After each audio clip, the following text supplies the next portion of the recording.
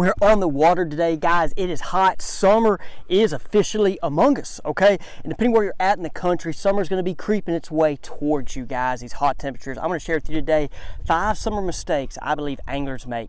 And I've made this video before on bass fishing declassified, but I switched it up. I actually added a couple things in there so that you don't make this mistake when fishing in the summer. I love fishing in the summer. This is besides like dead of winter, this is my favorite time of the year to fish. Let's go get into the first mistake, guys. Now the first one, okay, the first one is one that like I'm actually experiencing it right now, guys. It's 1:45. Nobody's on the water.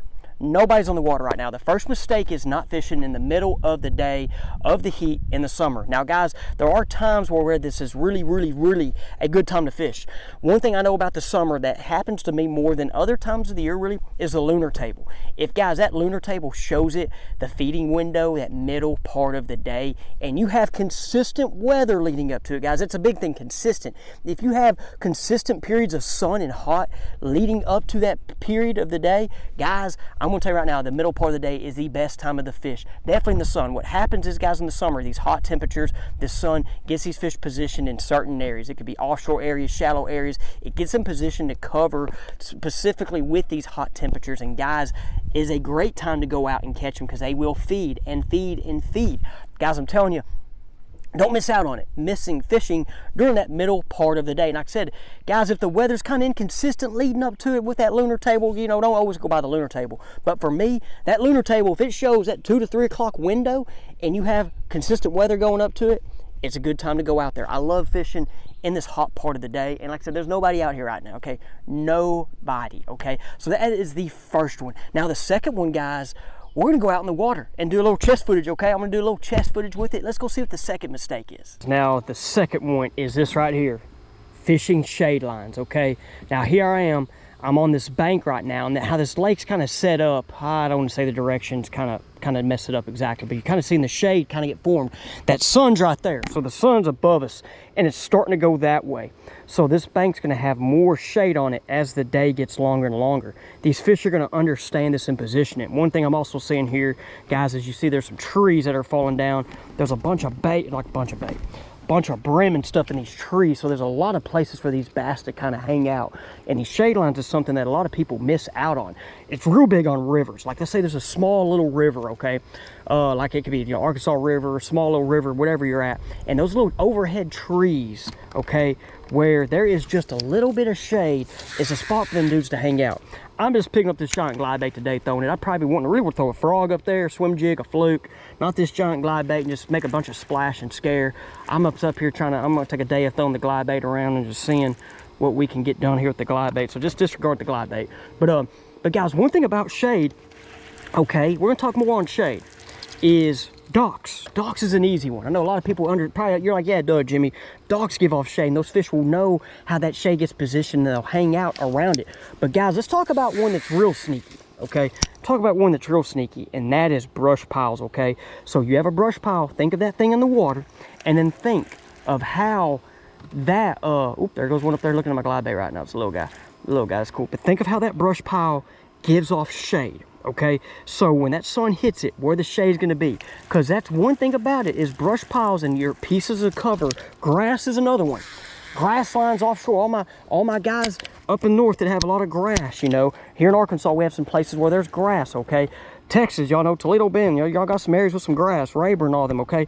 But guys, those grass give off shade lines as well. So do not miss that part out about fishing shade lines, okay? So like I said, here I am just going down this stretch right here. I'm just on this glide bait around, just, you know, there's one right there chasing already. Look at that dude. Come on, eat this guy. Oh, he hit it. He hit it. Look at that guy. Y'all see him? You see that guy? I don't know if y'all can. Oh, there's 2 of them. There's 2 of them. You see him right there? Can y'all see him?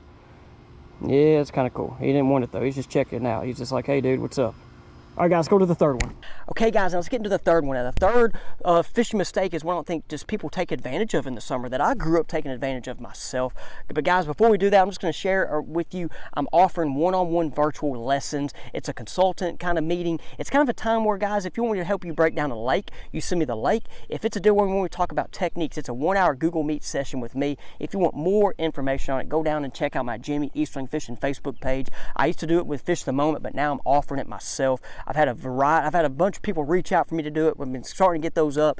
Send me more. If you want more information on it, go check out my Jimmy Eastring Fishing Facebook page. Send me a message. I'll put the information in the description. But guys, the third one, okay, is not taking advantage of rivers and creeks. I'm talking small creeks. And rivers can be Arkansas River. It can be a small river. It could be a little river off your lake. But if there is current, guys, those fish get positioned better. And with current, there's more oxygen, there's more bait fish, there's more other life. And sometimes when it gets real hot like this in the summer, guys, I mean, that's something you got to take advantage of. For me, it was creeks growing up. My dad took me to a couple small creeks and rivers. And for some reason in the summer, after you get a good rain and that river gets that life through it. And that water's a little cooler, by the way. Like we go wading some creeks and rivers that was like 70, 80 degrees. And man, it just felt good. It just felt good instead of being out here in this water that's 85, 86. You know what I'm saying? So guys, take advantage of your creeks and rivers. Sometimes light tackle would be the thing as well. Little beetle spins, little baby Rapala topwater baits. So guys, it's just a fun way to go out and catch them. So take advantage of that. Now guys, the fourth one, okay? The fourth one is something I have been taking advantage of more recently. I'm putting my sunglasses on, or maybe not. I mean, the sunglasses are starting to get hot. I need to put these in the shade, okay? But the fourth one, guys, is the sun hooded shirts. Wearing sun, protecting your skin. I don't really wear sunscreen. Actually, I do more lately. It's in the truck right now. But I've been wearing sunscreen more than ever, just the more I'm on the water. I'm starting to get, I probably should have done that sooner. But guys, I used to go out and fish with just no shirt on, get sunburned. I get dark real easy, you know. But now, man, I've been wearing the hoods. As a coach, I wore hoods. Coaching football and out there even on the track when it was track season, I was wearing the hood. But guys, fishing, I wear the hood. You see, I kind of wear it like this. I know people put over the hats. I just kind of like wearing it like this. You know, it might look goofy or not, but anyway, it helps me, you know, with me seeing everything. I right here, this is a hook shirt. It's my first time ever wearing the hook. When I wear AFCO though, guys, I wear it all. I ain't affiliated with any of them. If any of them ever reach out to me, sure, we'll jump on it. But guys, I mean, I've been wearing AFCO for years. I was wearing AFCO before it was cool. So anyway, just there you go. Like I said, I got the AFCO Jason Christie hooded shirt.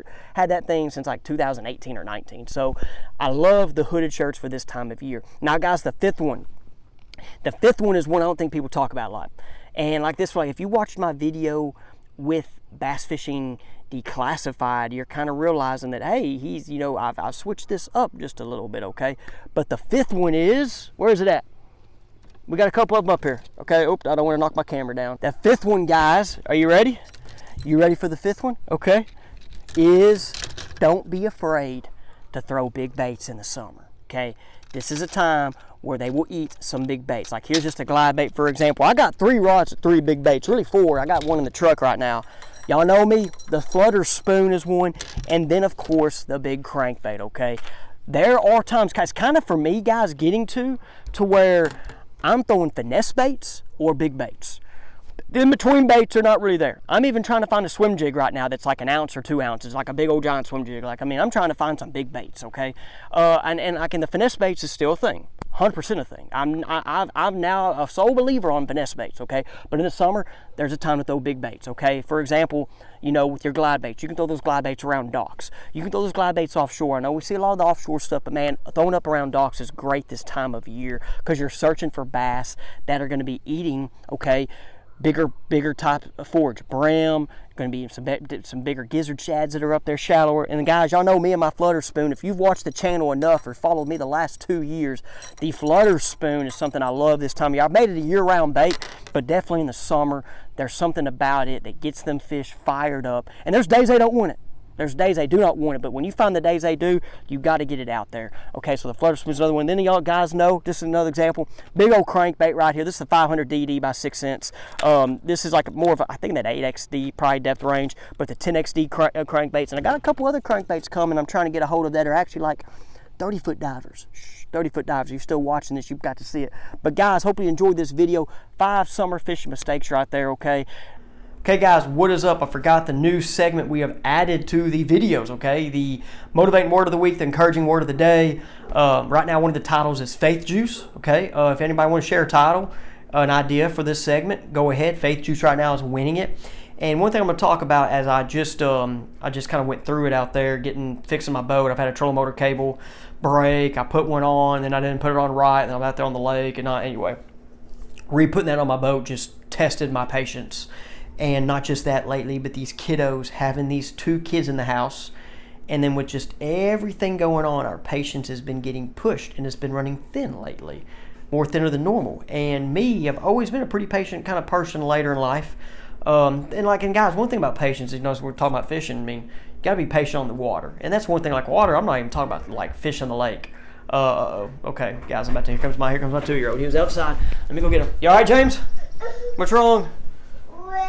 Rain's coming? Uh-oh, might hurt thunder. There's a storm coming. Okay, stay right there, James, as I finish this up. So, lately, guys, like I said, like we have patience when we're fishing, and that's easy for me. I'm very patient out there. But guys, like lately at the house or like just out there at my boat when it's 100 degrees outside, 95, and I can't get this trolling motor cable in like easy, my patience was just running thin. So one thing I do, guys, is with this is I pray and I ask for patience. Every morning I ask for patience from God when I pray. And even out there at dinner when we prayed with the family before we ate, ask for patience. And there would be times like when I was at the boat, I just had to stop and just calm down. And because I was about to get mad. Okay, so with you, where you're at, if your times your patience is running thin or your patience is there, just stop. Just stop. Don't blow up. Don't get mad. Like I just about blew up out there. I mean, I did. I about went off. About went off on everybody. Don't even get around me. It's like when I was a football coach, guys. Football coach, every time like people knew when Coach E got on one, get out of the way. That was about to happen out there. But luckily, I promise you, if I didn't pray this morning and ask for it, I would have went off. Okay, I just would have told anybody get out of the way. Just get out of here. When I went to the neighbors and got mad at the neighbors even. So guys, with me, sharing to you. Ask for patience every morning and throughout the day, okay? If you're one of those people that you have thin skin and your patience is running thin. Appreciate it, guys. We'll see you on the next one.